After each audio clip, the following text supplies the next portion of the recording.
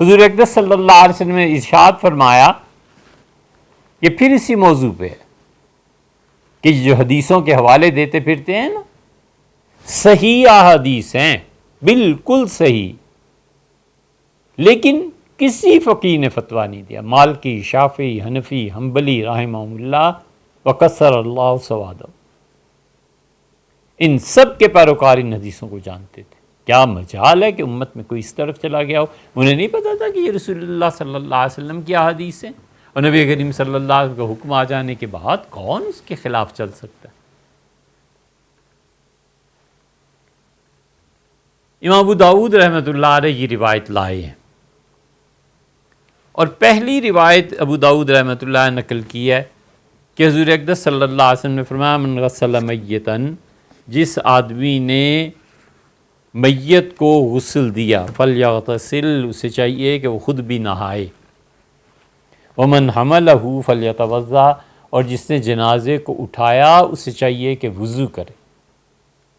یہ حدیث لائے ہیں ابو داؤد، اور ابو داؤد حدیث کی ان کتابوں میں سے ہے جن کی روایات سے سند دی جاتی۔ اس حدیث کو ابو داؤد کے بعد دوسرے آدمی جنہوں نے نقل کیا ہے امام ترمذی ہیں۔ یہ ترمذی اور ابو داؤد دونوں صحاح ستہ میں سے گنی جاتی ہیں، اور ترمذی رحمۃ اللہ علیہ نے تو اس حدیث کو اتنا اصرار کیا ہے کہ وہ کہتے ہیں یہ حدیث حسن کے درجے کی ہے۔ حسن کے درجے کے ہونے کا مطلب یہ ہے کہ حدیث قابل استناد ہے، حجت ہے، کہ جو کوئی بھی میت کو غسل دے اسے چاہیے خود نہائے، اور جو جنازہ اٹھائے اسے چاہیے وضو کرے۔ ابو داؤد 1، یہ ترمذی 2، سنن کبریٰ۔ امام بیہقی رحمۃ اللہ علیہ تو متعدد روات سے لائے ہیں، یہ بھی سند ہے، یہ بھی سند ہے، یہ بھی ہے، یہ بھی ہے، یہ بھی۔ 3، محلہ میں ابن حزم نے ذکر کیا ہے۔ 4، عبد الرزاق بہت بڑے محدث ہیں، انہوں نے ذکر کیا ہے، اور عبد الرزاق نے تو یہاں تک لکھ دیا ہے اس حدیث کے بعد کہ وہی ناخذ، ہم اسی کو لیتے ہیں، اسی پہ فتویٰ دیتے ہیں۔ جیسے امام محمد رحمۃ اللہ علیہ وغیرہ کی عادت طیبہ ہے نا، وہ کوئی چیز نقل کرتے ہیں، کوئی حدیث، پھر وہ کہتے ہیں وہی ناخذ، ہم اسی پہ عمل کرتے ہیں، اسی پہ فتویٰ دیتے ہیں۔ امام بیہقی رحمۃ اللہ علیہ وہ مختلف اسناد سے، جیسے کہ ابھی عرض کیا، حضور اقدس صلی اللہ علیہ وسلم کی یہ حدیث ابن حبان میں بھی ہے۔ ارشاد فرمایا کہ جس نے میت کو نہلایا اسے چاہیے کہ خود بھی غسل کرے، اور جس نے میت کو اٹھایا اسے چاہیے وضو کرے۔ یہ محدثین جو تھے نا، ان میں پورا ایک طبقہ آپ کو ملے گا، یہ یاد رکھنا، پورا ایک طبقہ ملے گا جو باقائمی ہوش و حواس حدیث پر غور کرتے تھے، پھر قبول کرتے تھے۔ ایسے نہیں تھا کہ کسی نے بھی کہا حضور صلی اللہ علیہ وسلم تو انہوں نے مان لیا، ان کا نہیں، یہ نہیں ہو سکتا، یہ نہیں ہو سکتا۔ یہ ایسے ہی ہے جیسے حضرت ابو ہریرہ رضی اللہ عنہ کا کہ گرم پانی اور آگ پہ پکی ہوئی چیز کھانے سے وضو ٹوٹ جاتا ہے۔ یہ حنبلیوں کا بھی مسلک ہے۔ عبداللہ ابن عباس رضی اللہ عنہ نے کہا چچا پھر تو گرم پانی سے وضو ہوگا ہی نہیں، آگ پہ پکی ہوئی چیز کھانے سے اگر وضو ٹوٹتا ہے تو گرم پانی سے وضو کیسے ہو جائے گا؟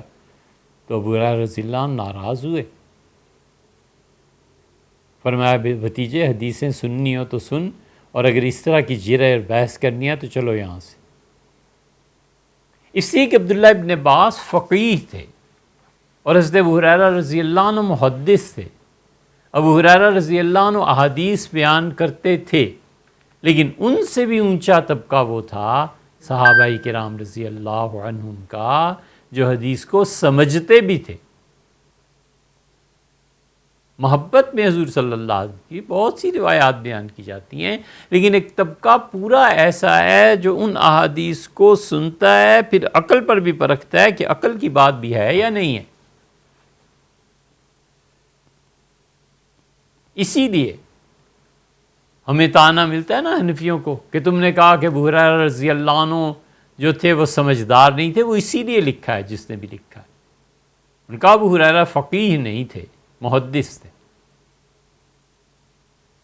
اور پھر اس پہ پوری عمارت تعمیر کرتے ہیں کہ حنفیوں نے صحابہ رضی اللہ عنہ کی توہین کر دی اور ابو ہریرہ رضی اللہ عنہ کی توہین کر دی۔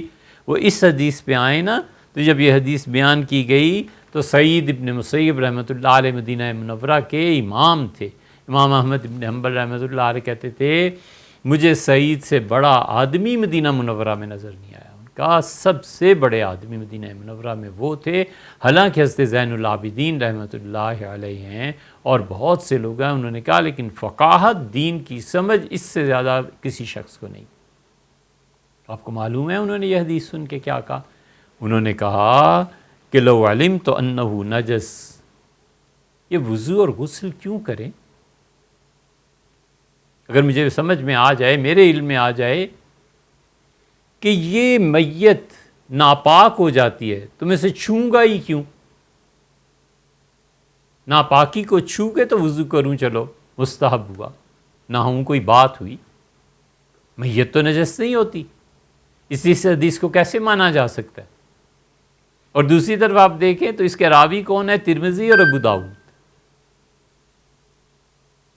اس حدیث کی کتابوں کو بغیر اساتذہ کے پڑھنا یہ کوئی آسان چیز نہیں ہے۔ امام احمد ابن حنبل رحمۃ اللہ علیہ نے ابو داؤد کی حدیث، ترمذی کی حدیث کے باوجود کہا، انہوں نے کہا اس چیپٹر میں، اس باب میں کہ میت کو غسل دینے والا غسل کرے، اٹھانے والا جنازہ وضو کرے، مجھے ایک حدیث صحیح نہیں ملی۔ انہوں نے کہا کوئی حدیث اس باب میں صحیح ہے ہی نہیں۔ اب امام احمد ابن حنبل رحمۃ اللہ علیہ کی تقلید کر لیجئے۔ آپ تو کہتے تھے کہ ہم کسی کی تقلید نہیں کرتے، آپ تو کہتے ہیں کتاب و سنت، تو یہ ترمذی کھولو، ابو داؤد کھولو، نہ ملے تو ہمارے پاس آ جاؤ یار۔ اس لیے بچوں یہ عدم تقلید درست نہیں ہے، یہ کام نہیں چلتے۔ ابو داؤد طیالسی لائے ہیں، ابن ابی شیبہ اس حدیث کو لائے ہیں، اور شرح السنہ میں بغوی لائے ہیں، دار قطنی لائے ہیں، اور دار قطنی کی سند اتنی زبردست سند ہے کہ حافظ ابن حجر رحمۃ اللہ علیہ اس مسئلے کو نہ ماننے کے باوجود لکھتے ہیں کہ اس حدیث کے سارے راوی موثوقون، سارے کے سارے ثقہ راوی۔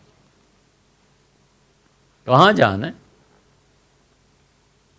اور حضرت ابو ہریرہ رضی اللہ عنہ کی روایت آ گئی، امام بہقی رحمۃ اللہ علیہ لائے ہیں، وہ کہتے ہیں حضور صلی اللہ علیہ وسلم نے فرمایا جو غسل دے وہ خود بھی غسل کرے اور جو اسے اٹھائے وہ وضو کرے۔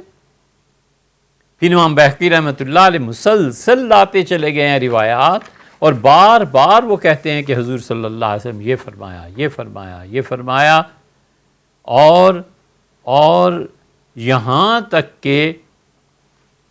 تک کہ انہوں نے غالباً 15 کے قریب احادیث نقل کی ہیں، اور مختلف سندوں سے، مختلف روات سے اس حدیث کو حسن قرار دیا ہے۔ کس نے؟ امام ترمذی نے۔ اور امام ترمذی کی اس تحسین پہ کہ یہ حدیث حسن کے درجے کی ہے، امام نووی رحمۃ اللہ علیہ نے تنقید کی ہے، اور نووی کے بعد حافظ ابن حجر رحمۃ اللہ علیہ آئے ہیں اور انہوں نے نووی کی بات کو نہیں مانا۔ نووی امام تھے حدیث کے، حافظ ابن حجر تھے، نووی تھے، ابن حمام حنفی تھے، یہ ابن تیمیہ تھے رحمہم اللہ، یہ آگے پیچھے کے لوگ ہیں، لیکن کمال کا علم اللہ نے دیا تھا انہیں حدیث میں، تو اس تحسین کو قائم رکھا ہے انہوں نے۔ ترمذی نے صاف لکھا ہے کہ حضرت ابو ہریرہ رضی اللہ عنہ کی روایت حسن کے درجے کی ہے۔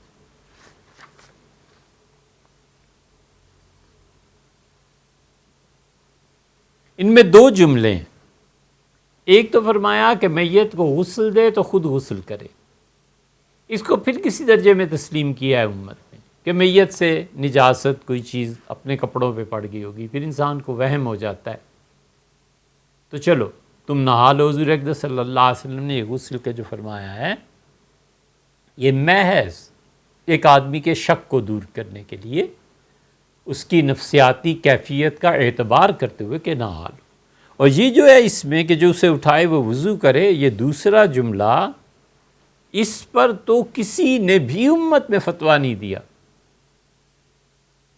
کسی نے امت میں فتویٰ نہیں دیا، اس کو تو پھر چلو 2-4 آدمیوں کی تائید ہے، اور زیادہ سے زیادہ ہمارے ہاں ابن حزم کے علاوہ کوئی اس بات کا قائل نہیں ہے۔ 3 آدمی مل جائیں گے، ایک ملیں گے، اوپر سے شروع کریں، امیر المومنین سیدنا عمر رضی اللہ عنہ، بعض روایات سے ثابت ہوتا ہے کہ سیدنا عمر رضی اللہ عنہ اس کے قائل تھے، ان کے ہونے کے باوجود چاروں ائمہ نے اس پہ فتویٰ نہیں دیا، بعض تو مانتے ہی نہیں۔ اور امیر المومنین رضی اللہ عنہ کے بعد دوسرے آدمی یہ ملیں گے،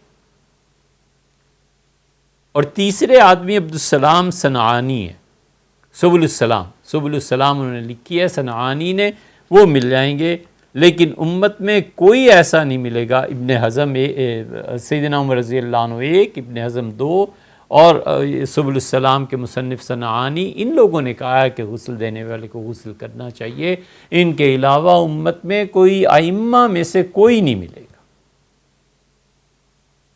آپ خود سوچیں، ایسی حدیث ہے جس کو ابو داؤد، ترمذی، ابن حزم، عبد الرزاق، ابن ابی شیبہ، 9، 10، 12 کتابیں آپ دیکھ لیں، سب اس حدیث کو لاتے ہیں اور کوئی بھی اس پہ فتویٰ نہیں دیتا۔ یہ کیا وجہ ہے؟ اور یہ آئے دن کی بات، یہ آئے دن کی بات ہے، ہر جگہ پیش آتی ہے، لیکن سارے ائمہ نے اس حدیث کو چھوڑ دیا۔ اب ان پر کیا فتویٰ لگانا ہے کہ یہ لوگ حدیث کے خلاف تھے، یہ لوگ حدیثوں کو نہیں مانتے تھے؟